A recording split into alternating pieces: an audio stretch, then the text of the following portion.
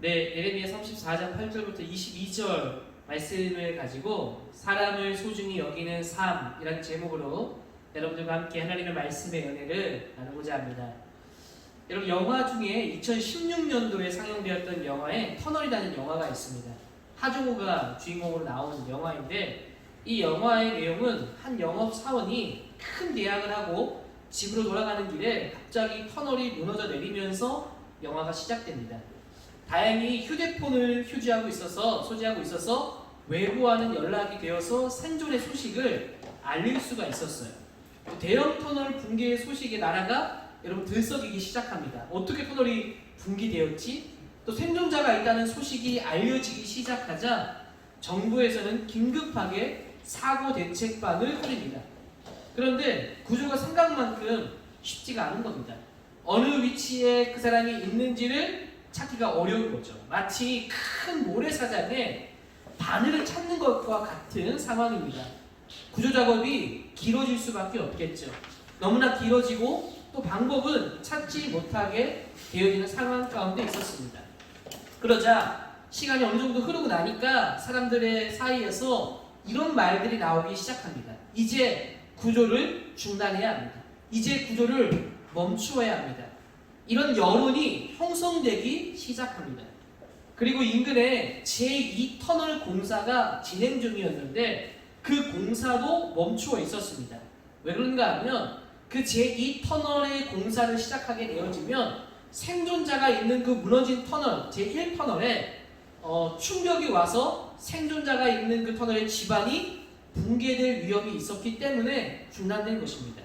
그런데 그 제2터널 공사를 중단함으로써 재산적인 손실이 너무도 크게 발생하고 있는 겁니다. 이제 시간은 흘렀고 생존자의 휴대폰은 배터리가 없어서 연락이 되지 않습니다. 연락이 두절되었습니다. 사람들은 이제 생존자는 이미 골든타임이 지났기 때문에 죽었을 것이다 라고 생각합니다. 그래서 생존자 수색을 멈추고 이제 복구 공사를 시작하고 제2터널 공사를 시작해야 한다라는 여론이 힘을 받기 시작합니다. 여러분, 이런 여론의 이야기가 나올 때마다 여러분, 영화의 감독들은 자기의 메시지를 담아서 영화를 만드는데 이 카메라는 여전히 여론의 모습과 함께 생존자를 비추어 주고 있습니다. 그리고 여러분, 제가 나눠준 설교 노트에서도 보면 포스트 맨 위에 보면 나 아직 살아있는데 라고 적혀 있는 것을 볼 수 있습니다. 바로 영화의 메시지는 담고 있는 것은 여론의 수많은 메시지는 이제 공사를 중단해야 한다고 하지만 카메라는 오버랩 되면서 살아있는 사람의 모습을 보여줍니다. 여전히 그 여론과는 반대로 생존자는 살아있고 구조를 기다리고 있다라는 것을 말해주고 있는 겁니다. 여러분, 이럴 때 어떤 선택을 할 수 있을까요?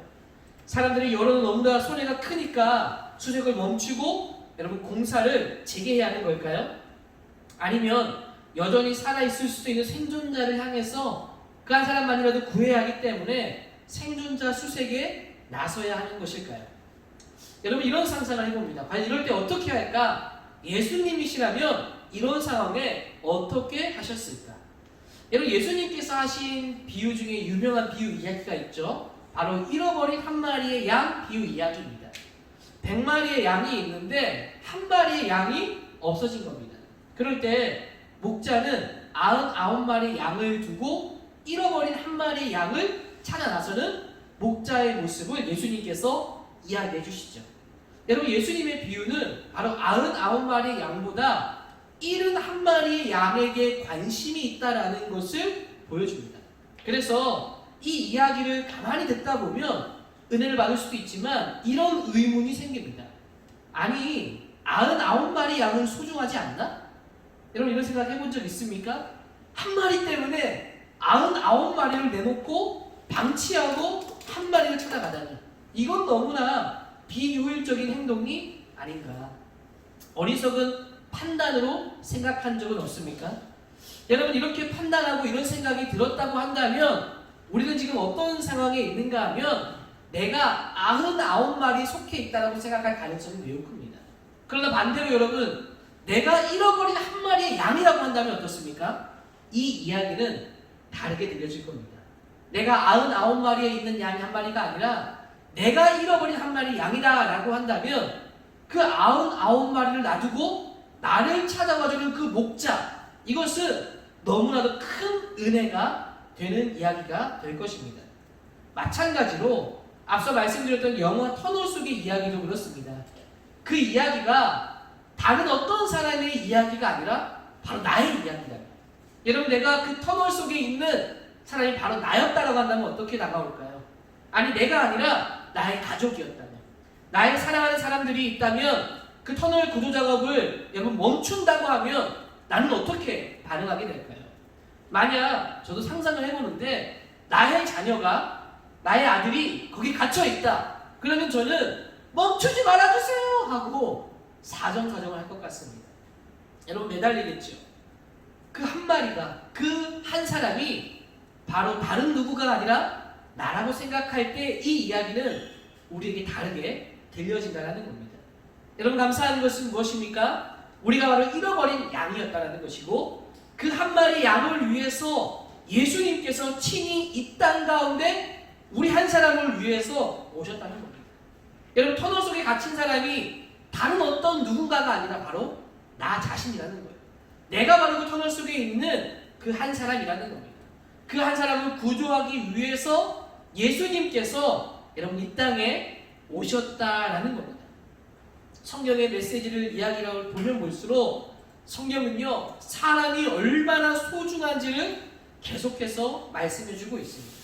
여러분들이 한 사람이요, 그냥 보통 사람이 아니라 이런 하나님의 사랑을 받은 사람이 바로 여러분들이라는 거예요. 하나님은 여러분 한 사람을 너무나도 소중하게 여긴다는 것을 성경은 곳곳에 보여주고 있다는 겁니다. 여러분, 인간의 창조를 보아도 그렇죠. 하나님께서요, 수많은 것들을, 이 모든 세상 만물을 창조하셨습니다. 그리고 마지막 날에 누굴 창조했죠? 인간을 창조했습니다. 근데 인간은 유일하게 어떻게 창조했다고 말합니까? 하나님의 형상을 따라서 창조를 받았다, 지음을 받았다 라고 말씀합니다. 여러분, 그러니까 우리는 어떻게 된 사람이냐? 하나님의 형상을 닮은 존재라는 거예요. 여러분이 하나님의 형상을 닮은 존재가 인간이라는 건데, 인간이라는 존재는 그렇기 때문에라도 누구나가 다 하나님의 형상을 따라 지음받았기 때문에 특별한 존재라는 메시지가 숨겨져 있는 겁니다. 그래서 여러분, 실제로 하나님의 형상을 닮은 우리가 하나님의 말씀대로 살아가고 하나님의 말씀대로 순종하면 우리의 모습을 통해서 누가 보여지는 거예요? 하나님이 보여주는 거예요. 가난한 소자에게 물 한 그릇 내어줄 때 그 속에 하나님이 보이는 거예요. 우리가 어려운 이웃들을 도울 때, 우리가 정말 최대의 희생을 감수하고 하나님 말씀 따라 살아가게 될 때 우리의 모습을 통해서 우리의 모습 안에 하나님의 형상이 나타나게 된다는 겁니다. 그만큼 우리는 하나님의 형상을 드러낼 수 있는 특별한 존재가 바로 인간이라는 겁니다. 무엇보다도 하나님의 아들이신 예수님께서 인간이 되신 이유가 무엇입니까? 요한복음 3장 16절, 너무나도 유명한 말씀인데, 하나님께서 세상을 이처럼 사랑하사 독생자를 주셨으니 이는 저를 믿는 자마다 멸망치 않고 영생을 얻게 하려 하심이라 라고 말씀합니다. 여러분, 어떻게 예수님께서 이 땅 가운데 오셨다고 말합니까? 세상을 이처럼 사랑하사. 여러분, 사랑하는 것 때문에 우리 예수님을 이 땅 가운데 하나님이 보내셨다는 겁니다. 우리 예수님은요, 사랑하기 때문에 그 말씀에 순종하시고 이 땅 가운데 오셨다는 겁니다. 우리를 위해서. 여러분, 세상을 사랑한다는 것은 이 세상의 회복도 있지만 좀 더 궁극적으로는 인간의 회복입니다. 십자가에 죽으신 그 예수님의 구원의 목적은 이 세상의 회복과 동시에 인간의 회복이 담겨져 있다는 거예요. 참 인간, 새 인간으로 새롭게 만들기 위하여, 새롭게 이 세상을 회복하기 위하여서 예수님께서 인간이 되셨다는 거예요. 바로 그런 사랑을 받은 특별한 존재가 바로 우리 인간, 사람이라는 겁니다. 여러분, 그래서 누가 되었든 누가 뭐래도 하나님의 형상을 닮은 우리는 소중하고 모두가 다 특별한 존재다라는 것을 기억해야 합니다. 여러분들, 이 말씀이 여러분들에게 은혜가 되었으면 좋겠어요. 때로는요, 우리가 다른 사람과 비교하면서 나를 깎아내릴 때가 있거든요. 나는 저 사람만큼은 안 돼. 나는 쟤만큼은 공부를 못해서 가치가 없고 저 사람이 성공한 만큼 난 성공하지 못해서 내 삶에 가치가 없고. 여러분 이런 자꾸 나를 깎아내리는 듯한 삶 속에서 성경은요, 아니야, 너는 너 자신 존재만으로도 하나님의 사랑을 얼마나 많이 받은 자인 줄 아니? 이런 바로 하나님의 사랑을 이야기하고 있다는 겁니다. 여러분 그래서 우리는 하나님의 형상을 닮았기 때문에 모두가 다 소중하고 모두가 다 특별한 존재입니다. 이 말은 내가 소중하듯이 다른 내 친구, 이웃도 소중하다는 말이 포함되어 있지. 바로 그런 소중한 사람들을 어떻게 해야 됩니까? 소중하게 여기는 사람이 되어야 한다는 것이 성경의 일관된 메시지입니다. 우리가 살아가는 세상이 여러분 참 많은 발전과 변혁을 이루었죠. 여러분 지금요 100년 전과 100년 후를 비교해서 보면 엄청나게 바뀌어진 시대입니다. 너무나도 문명이 이루어진 발전된 시대, 기술의 혁명과 과학의 발달과 모든 것이 발달하면서 굉장히 무슨 물질 만능주의 사회가 이루어지게 되었죠. 그렇게 되면서 어떤 일들이 일어납니까? 사람의 생명에 대한 가치가 훼손되고 사람에 대한 소중함이 약해지고 있습니다. 여러분 진짜 아파트만 요즘 살아도 어떻습니까? 이웃들하고 좀 잘 친하게 지내고 계신가요? 여러분 그렇지 못한 경우들이 많지 않나 싶어요. 요즘은 다 집이 닫혀있고 서로 교류가 없을 뿐만 아니라 집에서도 한 집에 자라도 방마다 다 서로 각자 방을 살아가는 그런 시대, 뭔가 단절된 듯한 시대를 살아가는 것이 요즘 시대이죠. 그럴 때일수록 여러분 변하지 않는 성경의 중요한 가치가 뭐냐면 사람을 소중히 여겨야 된다는 거예요. 함부로 사람을 대해서는 안 되고 나의 이익을 위해서 나의 주변 사람을 함부로 대하거나 수단으로 여겨서는 안 된다라는 겁니다.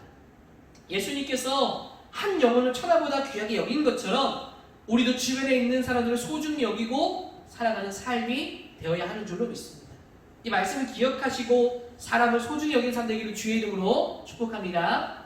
여러분 오늘 말씀은 바로 이런 사람의 소중함이라는 것을 좀 생각하며 보아야 합니다. 그런 소중함을 느끼지 못하고 이기적인 욕심으로 이웃을 내 이익의 수단으로 삼으면 어떻게 되느냐? 오늘 예레미야 말씀에 심판받게 될 것이다 라고 말씀을 보여주고 있기 때문입니다. 특별히 오늘 말씀을 이해하려면 배경을 좀 이해해야 되는데, 여러분 바벨론의 군대가 남유다를 공격해왔고 포위하는 가운데 있었습니다. 그때 이 시드기야 왕이 어떤 행동을 했는지를 오늘 말씀은 보여주고 있는데 8절과 9절 말씀을 보십시오. 시드기야 왕이 예루살렘에 있는 모든 백성과 한 가지로 하나님 앞에서 계약을 맺고 자유를 선포한 후에 여호와께로부터 말씀이 예레미야에게 임하니라. 그 계약은 사람마다 각기 히브리 남녀 노비를 놓아 자유롭게 하고 그의 동족 유다인은 종으로 삼지 못하게 한 것이다. 여러분 시드기야 왕은 어떤 일을 행하고 있는가 하면 하나님의 말씀을 받고 하나님의 그 희년의 율법을 기억하면서 그 계약에 따라서 히브리 남녀 노아를 놓아서 자유롭게 했다는 겁니다. 그러니까 시드기야 왕만이 아니라 왕실의 관리와 상류층 인사들과 모든 백성과 더불어서 율법을 맺고 노비 해방 정책을 실시했다는 겁니다. 종으로 있던 사람들을 자유인으로 풀어준 거예요. 여러분 많은 율법의 규칙들이 있는데 왜 하나님의 말씀의 이 내용만을 가지고 시드기야 왕은 지키게 된 것일까? 왜 갑자기 노비에게 자유를 준 것일까? 여러분 이것은 아마도 바벨론에 의해 나라가 어려워지면서 이제 자꾸 밖에 외부에 있는 적과 전쟁을 준비하다 보니까 내부의 치안이 굉장히 흔들렸을 겁니다. 이런 여러분 시대의 개혁이 일어날 때에는 외세의 침략 나라가 불안정할 때는 노비가 주인을 죽이고 달아나는 일들이 있었어요.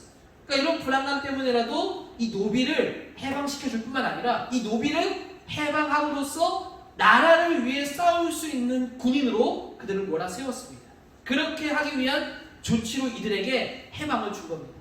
근데 여러분 놀라운 일은 뭐냐면 노비를 해방하자마자 놀랍게도 얼마 안 되어서 바벨론의 군대가 물러가는 겁니다.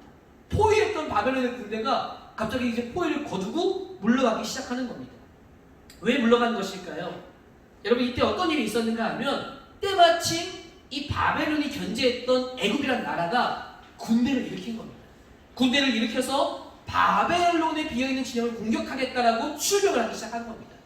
애굽의 출병 소식에 느부갓네살 왕은 예루살렘의 포위를 풀고 애굽이라는 긴급한 상황을 먼저 대처하려고 그 포위를 푼 것이죠. 여러분, 이런 과정 속에서 이 바벨론의 포로들이 풀어지게 된 겁니다.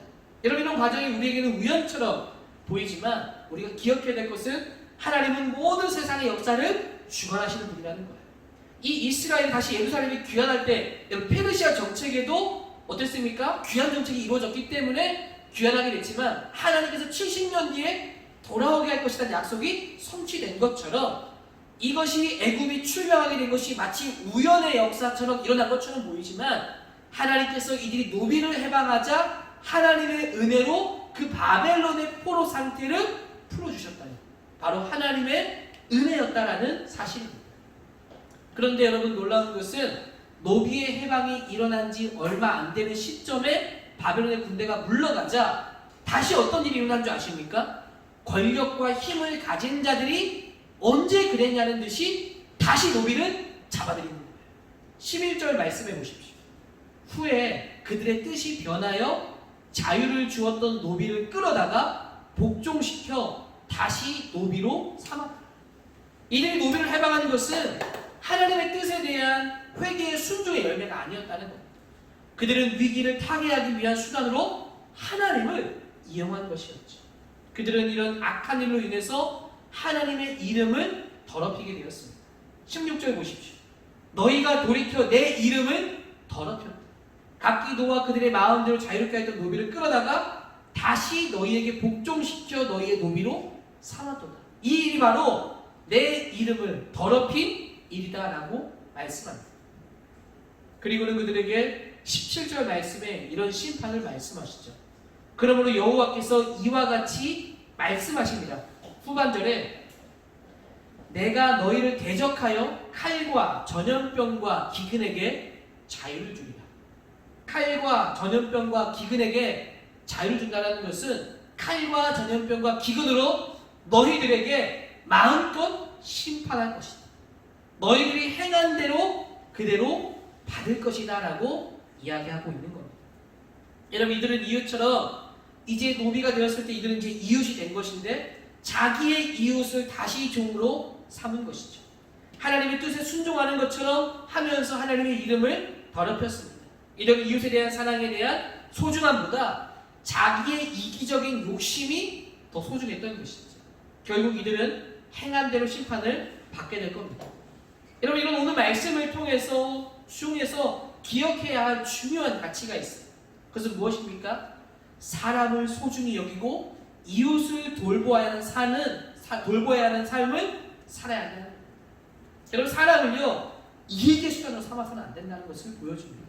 내 이익을 위해서 타인을 지옥과도 같은 고통으로 몰아넣는 것은 하나님의 백성의 삶이 아니라는 것을 말해주고 있습니다. 우리는 한 영혼을 천하보다 귀하게 여기며 주의 말씀을 따라 살아가는 삶이 되어야 한다는 겁니다. 오늘 말씀을 통해서 우리에게 주시는 메시지가 있다면 무엇입니까? 나의 이익을 위해서 다른 사람들에게 함부로 대해서는 안 된다는 겁니다. 또 사람을 나의 이익의 수단으로 삼으면 안 된다는 겁니다. 나에게 도움이 되는 사람에게는 잘하고 나에게 도움이 되지 못하는 사람에게는 함부로 대해서는 안 된다는 거죠.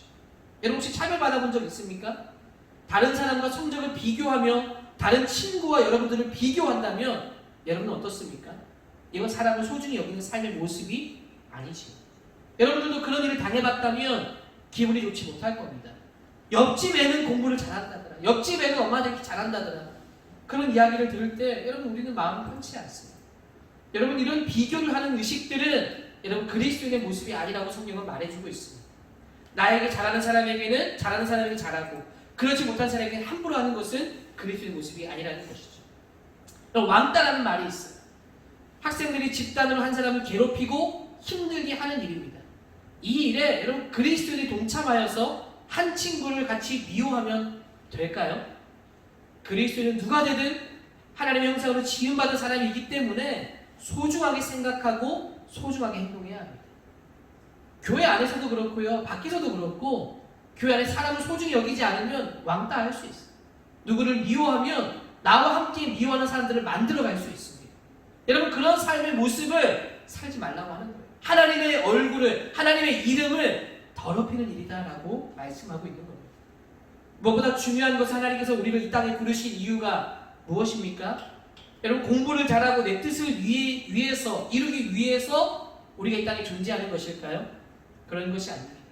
여러분, 예수님이 이 땅에 오신 목적이 바로 우리의 목적인데, 예수님이 이 땅에 오신 목적은 인간과 세상을 구원하기 위해서이고, 의인을 위해서 오신 것이 아니라 죄인을 위해서 오셨다는 겁니다. 높은 자로 온 것이 아니라 낮은 자로 종이 되어 섬기기 위해 오셨다는 겁니다. 여러분, 우리의 삶의 모습이 이런 삶의 모습을 위해 부름받았고 이 땅의 삶의 목적과 이유라는 겁니다. 우리도 역시 죄인이고 낮은 자가 되어서 섬기기 위해서 온 자라는 거예요. 친구를 섬기고 이웃을 섬기고 나에게 모든 사람을 선하게 대하면서 섬기기 위해 부름받았다는 겁니다.